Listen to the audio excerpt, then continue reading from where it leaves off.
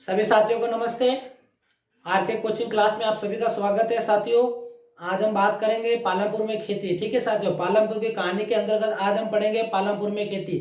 कल की क्लास में हमने अध्ययन किया था उत्पादन का संगठन। ठीक है साथियों, इसी क्रम में हम आगे बढ़ते हैं पालमपुर में खेती, उसके बारे में आज अध्ययन करते हैं। तो साथियों, पालमपुर में खेती उत्पादन की क्रिया है। ठीक है साथियों, यानी कह सकते हैं कि वहाँ की प्रमुख व्यवसाय लोगों क्या है, खेती है। क्या है, खेती। 75% लोगों की क्या है, किस पर निर्भर है, तो खेती पर निर्भर है लोग। 75% की जनसंख्या पालमपुर की खेती पर निर्भर है। ठीक है साथियों, खेती पर ही निर्भर है और वे किसान अथवा कृषि श्रमिक हो सकते हैं। कौन हो सकते हैं ये लोग, किसान श्रमिक हैं। ठीक है साथियों, किसान श्रमिक हो सकते हैं। ठीक है साथियों, जैसे कि हम बात करते हैं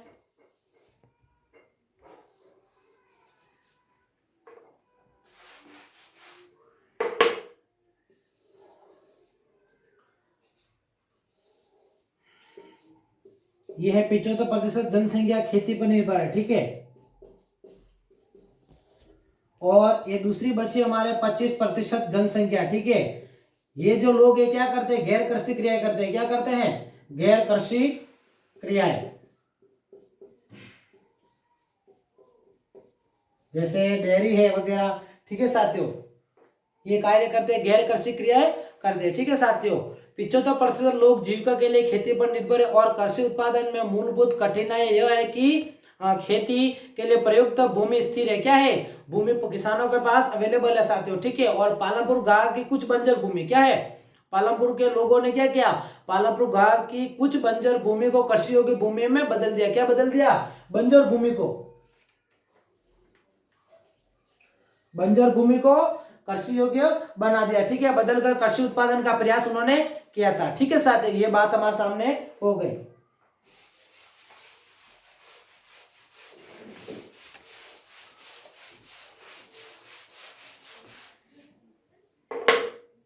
अब हम बात करते हैं साथियों, स्थिर भूमि से अधिक पैदावार होने का तरीका क्या है, स्थिर भूमि।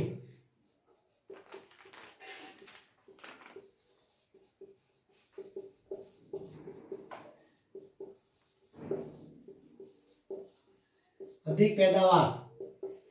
ठीक है साथियों, अधिक पैदावार की बात करते हैं साथियों, तो भूमि उत्पादन के दो तरीके हैं। कितने, भूमि उत्पादन के दो तरीके कितने हैं, तो दो तरीके साथियों।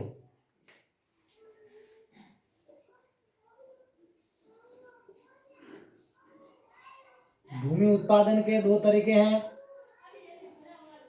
ठीक है, दो तरीके साथियों। नंबर एक बात करें हम तो बहुविध फसल प्रणाली। क्या है, बहुविध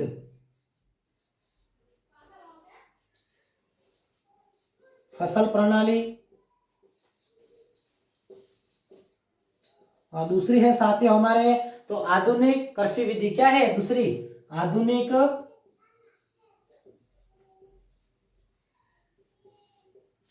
कृषि विधि।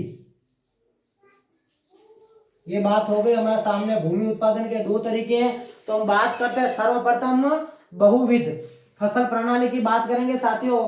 तो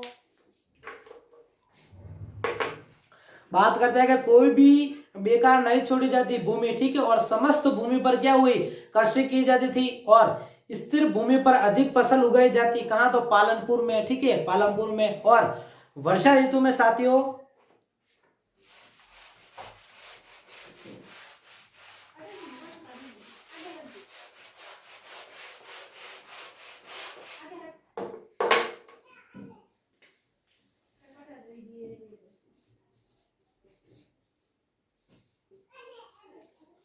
वर्षा ऋतु की बात करते हैं साथियों हम। वर्षा ऋतु यानी कह सकते हैं खरीफ की फसल। कौन सी, खरीफ की फसल। वर्षा ऋतु खरीफ की फसल की बात कर रहे हैं हम। तो इसमें क्या करते हैं, किसान ज्वार बाजरा उगाते हैं। क्या उगाते हैं साथियों, तो ज्वार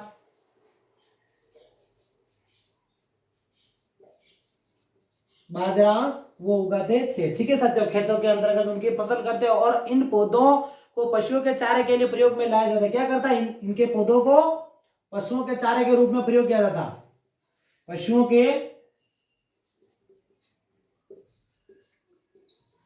चारे के रूप में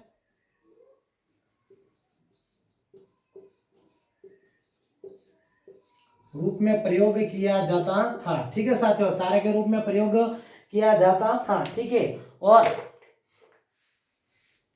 साथियों उसके बाद अक्टूबर और दिसंबर के महीने में क्या होता साथियों, अक्टूबर और दिसंबर के मध्य, अक्टूबर और दिसंबर के बीच में साथियों, अक्टूबर और दिसंबर के बीच में साथियों वहां के किसान पालमपुर में आलू की खेती करते, क्या करते, आलू उगाते थे। ठीक है साथियों, आलू की खेती करते थे वो साथ में, और आलू की खेती करते थे। ठीक है, इसके बाद में सर्दी के मौसम में रबी की फसल, क्या है, सर्दी के मौसम में रबी की फसल,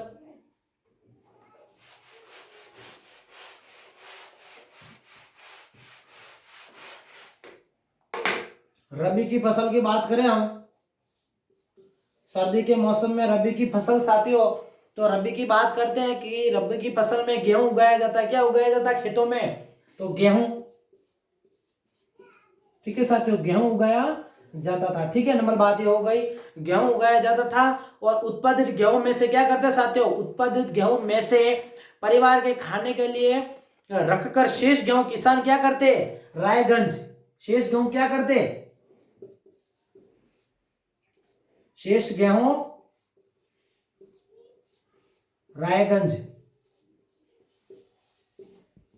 शेष गेहूं रायगंज में क्या करते साथियों, तो रायगंज की मंडी में बेच देते। क्या करते, ये रायगंज की मंडी में,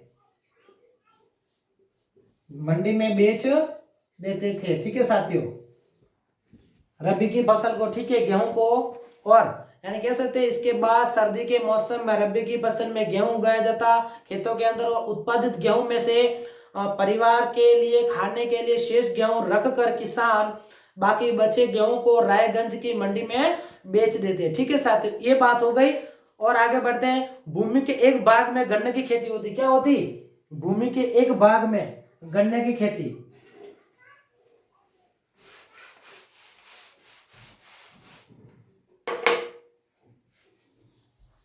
भूमि के एक भाग में गन्ने की खेती होती, किसकी होती साथियों, गन्ने की खेती होती थी, गन्ने की खेती होती थी। ठीक है साथियों, गन्ने की खेती होती थी, और जिसकी वर्ष में एक बार कटाई होती, क्या होती, जिसकी वर्ष में, जिसकी वर्ष में एक बार कटाई होती, एक बार क्या होती, कटाई होती साथियों, एक बार कटाई, एक बार कटाई होती थी।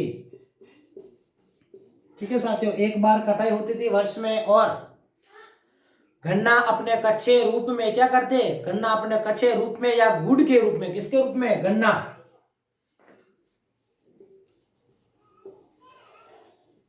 गन्ना अपने कच्चे रूप, कच्चे या गुड़ के रूप में क्या करते साथियों, गुड़ के रूप में, कच्चा गन्ना अपने कच्चे रूप में या गुड़ के रूप में शाहपुर के व्यापारियों को बेच जाता, क्या करते, बेच देते थे शाहपुर के व्यापारियों को, शाहपुर के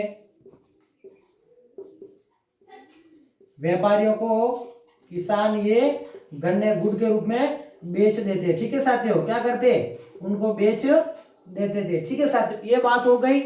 और इस प्रकार एक वर्ष में किसी भी भूमि पर क्या होता, इस प्रकार एक वर्ष में किसी भी भूमि पर एक से ज्यादा फसल पैदा करने को बहुविध फसल प्रणाली हम कहते हैं। क्या कहते हैं, बहुविध फसल प्रणाली हम उसे कहते थे। ठीक है साथियों, अब हम बात करेंगे आधुनिक कृषि, किसकी, आधुनिक कृषि की विधियां की थी, क्या थी, उसके बारे में अध्ययन करते हैं।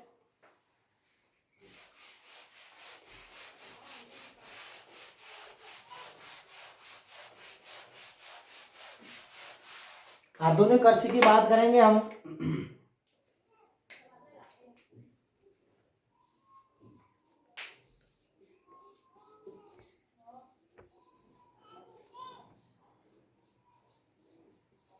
आधुनिक कृषि विधि इसके अंतर्गत बात करते हैं साथियों हम, तो आधुनिक कृषि यानी कृषि विधियों का प्रयोग करके भी उपज को बढ़ाया जा सकता है। क्या कर सकते हो?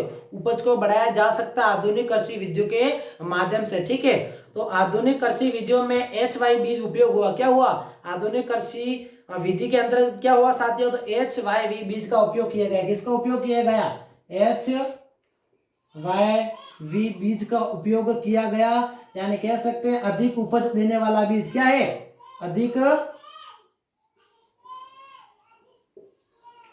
अधिक उपज देने वाला बीज।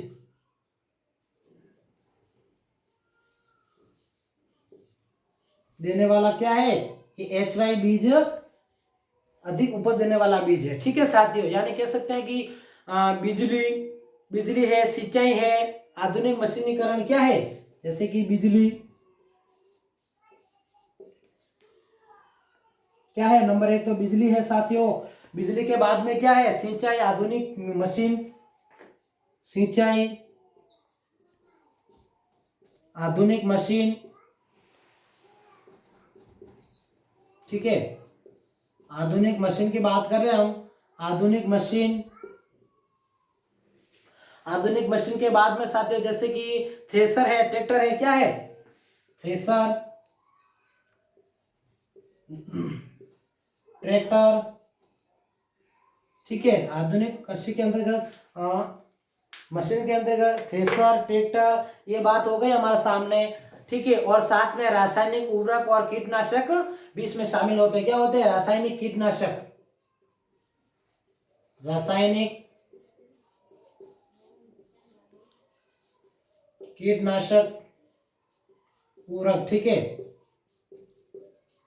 उर्वरक भी हम इसमें शामिल कर सकते हैं। ये सारी क्या आती है? तो आधुनिक कृषि विधियों के अंतर्गत ये सब आते हैं। ठीक है साथियों, अब हम बात करते हैं पालमपुर में बिजली। ठीक है, तो पालमपुर में बिजली जल्दी आ गई। क्या आ गई? पालमपुर गांव में साथियों बिजली जल्दी आने की वजह से उसका मुख्य प्रभाव यह पड़ा कि सिंचाई की पद्धति बदल गई। क्या बदल गई? सिंचाई की जो प्रक्रिया थी पुरानी, वो सारी बदल गई। ठीक है, तब तक किसान कुआं से रट द्वारा पानी निकालते। क्या करते पहले? किसान कुआं से रट द्वारा पानी निकाल कर छोटे छोटे खेतों की सिंचाई करते। क्या करते?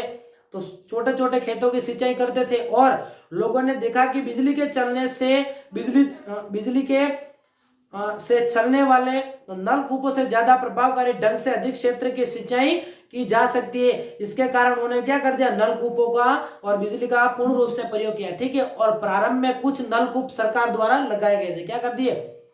प्रारंभ में कुछ नलकूप सरकार द्वारा लगाए गए थे, पर जल्द ही किसानों ने अपनी निजी नलकूप लगाने प्रारंभ कर दिए। क्या कर दिए? निजी नलकूप लगाने प्रारंभ कर दिए। और परिणाम स्वरूप साथियों 1970 कब है? परिणाम स्वरूप 1970 के दशक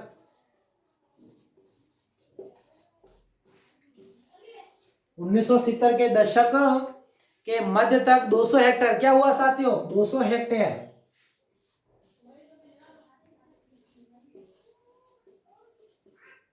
200 हेक्टेयर 200 हेक्टेयर के पूरे जुते हुए क्षेत्र की सिंचाई होने लगी थी।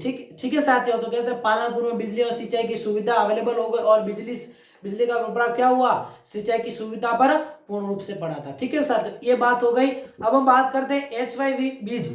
ठीक है, यानी आधुनिक बीज और प्रारंभिक बीजों में क्या अंतर है, उस पर हम एक नजर डालते हैं।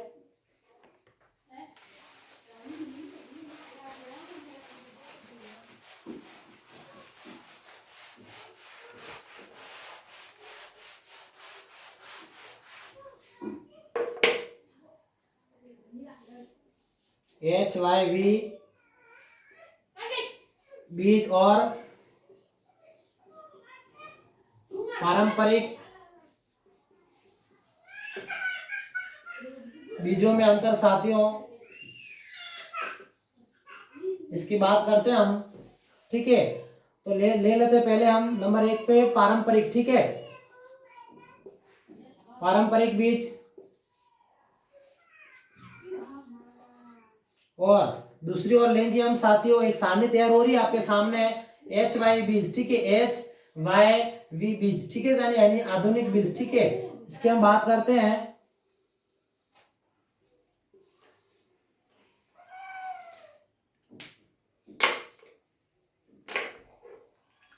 तो साथियों बात करते हैं सबसे पहले पारंपरिक बीज की। क्या है पारंपरिक बीज? यानी 1960 तक प्रयोग होते हैं। क्या होते हैं? 1960 तक ये प्रयोग हो रहे थे पहले से ही, 1960 तक प्रयोग। ठीक है, ये बात हो गई। ठीक है साथियों, नंबर 1 पारंपरिक बीज में। अब बात करते हैं HY बीज, यानी कह सकते हैं कि 1960 के बाद ये HY बीज प्रयोग होने लगे। किसके कारण? तो हरित क्रांति के कारण। ठीक है साथियों, 1960 के बाद प्रयोग हरित क्रांति।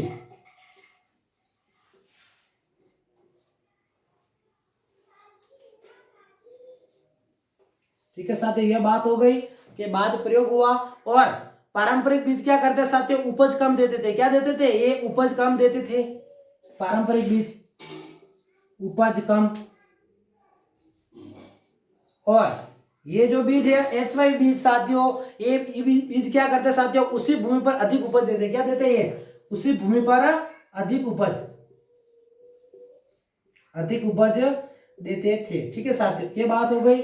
नंबर 3 की बात करते हैं हम, तो कम सिंचाई की आवश्यकता होती। पारंपरिक बीजों को क्या होती? कम सिंचाई की।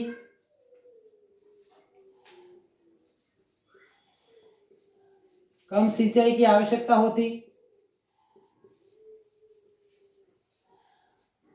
ठीक है, कम सिंचाई की आवश्यकता। और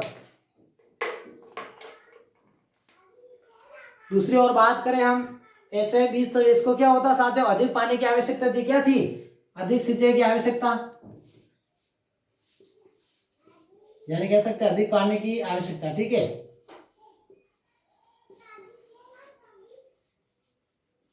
अधिक पानी की आवश्यकता।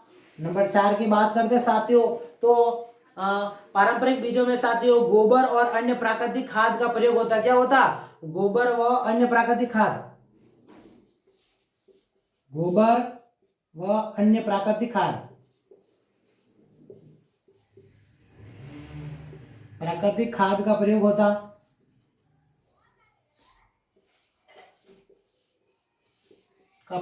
था पारंपरिक बीजों में। और HY बीजों में साथ आधुनिक बीजों में रासायनिक उर्वरक व कीटनाशकों का प्रयोग होता। क्या होता? रासायनिक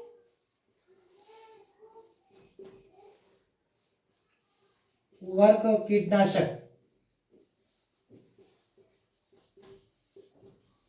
कीटनाशकों का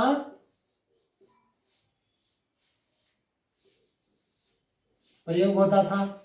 ठीक है साथियों, और दूसरी ओर बात करें तो नंबर 5 में पारंपरिक बीज किसानों के लिए क्या थे? ये सस्ते थे। क्या थे? नंबर किसानों के लिए सस्ते।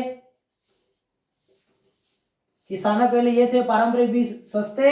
तो HY बीज क्या थे? किसानों के लिए महंगे थे। क्या थे साथियों? किसानों के लिए महंगे थे। ठीक है साथियों, ये हमने तुलना कर दी दोनों बीजों के अंतर्गत। पारंपरिक बीज जो गांव में पहले से उपयोग होते थे और आधुनिक कृषि आने के बाद में ये बीज उपयोग होने लगे। इन दोनों में हमने अंतर को पूर्ण रूप से अध्ययन कर दिया एक सारणी के माध्यम से। ठीक है साथियों, अब हम बात करते हैं कि ये जो HY बीज है भारत में कैसे प्रयोग में आए। तो सर्वप्रथम भारत में साथियों पंजाब हरियाणा, क्या है?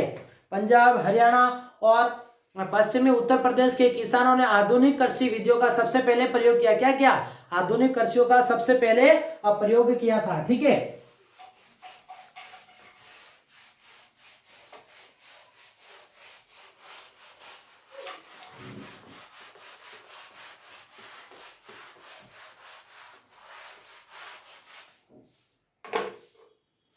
हम कह सकते हैं भारत के अंतर्गत,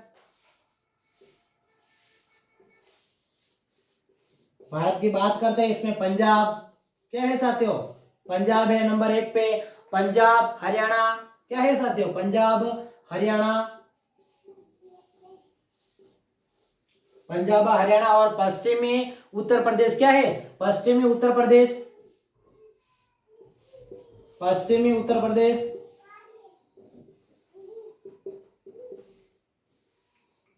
उत्तर प्रदेश, ठीक है, पश्चिमी उत्तर प्रदेश ने प्रदेश के किसानों ने आधुनिक कृषि, क्या है? किसानों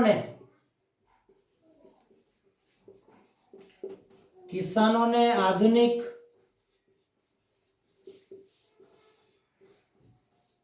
कृषि विधियों का प्रयोग किया था। ठीक है साथियों, ये बात हो गई, प्रयोग किया था। ठीक है, आधुनिक कृषि का प्रयोग किया था।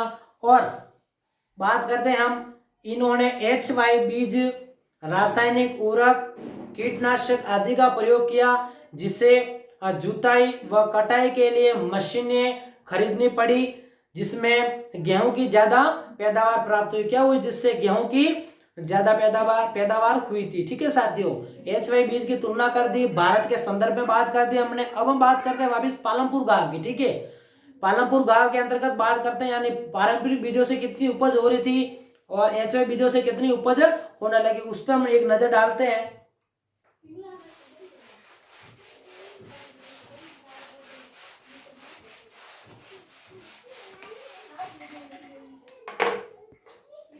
पालमपुर की बात करते हैं हम सर्वप्रथम।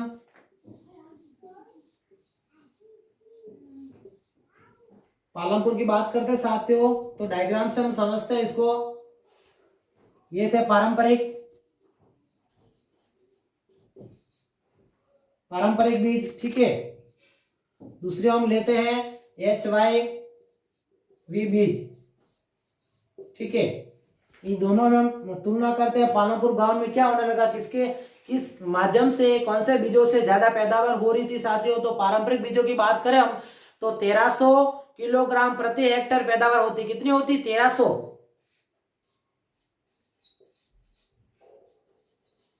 प्रति हेक्टेयर।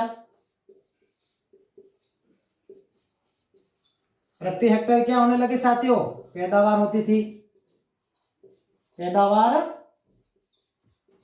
होती थी, और दूसरी ओर हम बात करें साथियों HY बीज की, तो इसमें क्या हुआ साथियों? 3200 किलोग्राम। कितनी? 3200 किलोग्राम प्रति हेक्टेयर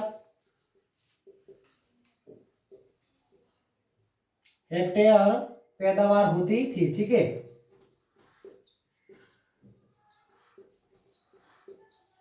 यानी कह सकते हैं कि HY बीजों से क्या होने लगा? पैदावार अधिक होने लगी, और पारंपरिक बीजों से क्या हो? पैदावार कम होती थी। ठीक है साथियों, सामने दिख रहा है। अब हम बात करते हैं आगे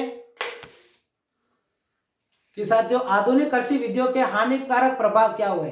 जो आधुनिक कृषि की हम बात कर रहे हैं, तो आधुनिक कृषि विधियों से हानिकारक प्रभाव क्या पड़े थे, उस पर हम एक नजर डालते हैं।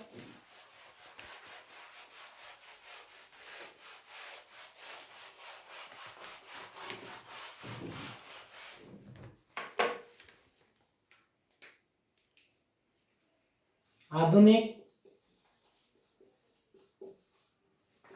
कृषि विधियों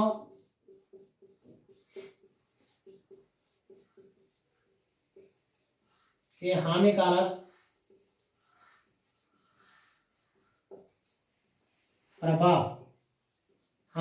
प्रभाव की बात करते हैं हम अब। ठीक है साथियों, तो आधुनिक कृषि विधियों से प्राकृतिक संसाधन का अतिदोहन क्या हुआ? प्राकृतिक संसाधन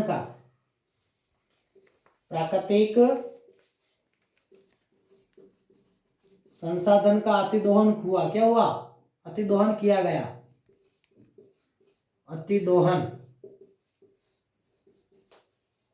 ठीक है साथियों, अतिदोहन किया गया। और बात करते हैं उर्वरकों के अधिक प्रयोग से मिट्टी की उर्वरता कम हो गई। क्या हुआ? कीटनाशकों के उपयोग से क्या होने लगा है? मिट्टी की उर्वरता कम हो गई।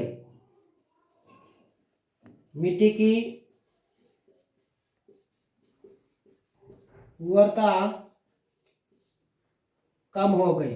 ठीक है साथियों, बार बार उपयोग से, ठीक है, कम हो गई। और नलकूपों से सिंचाई के कारण क्या हुआ? भूमिगत जल अत्यधिक प्रयोग में आया। क्या हुआ? नलकूपों की सिंचाई से भूमिगत जल, नलकूपों की सिंचाई से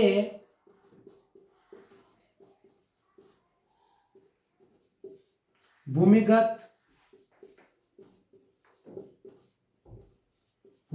जल का अति प्रयोग हुआ। क्या हुआ? अति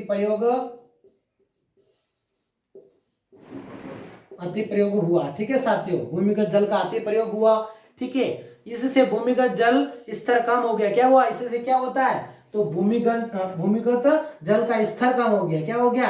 स्तर कम हो गया। ठीक है साथियों, स्तर कम हो गया था और मिट्टी की उर्वरता व भूमिगत जल को एक बार नष्ट होने के बाद पुनर्जीवित करना बहुत कठिन होता है। ठीक है साथियों, इस प्रकार से आज हमने आधुनिक कृषि विधियों के हानिकारक पूरे कर दिए, यानी कह सकते हैं हम कि पालमपुर में खेती पूर्ण रूप से हो गई हमारे आज अध्ययन कंप्लीट। ठीक है साथियों, इस प्रकार से पालमपुर में खेती का पूर्ण अध्ययन हमने आज कर दिया। और साथियों तब तक के लिए धन्यवाद, सभी को थैंक यू, धन्यवाद।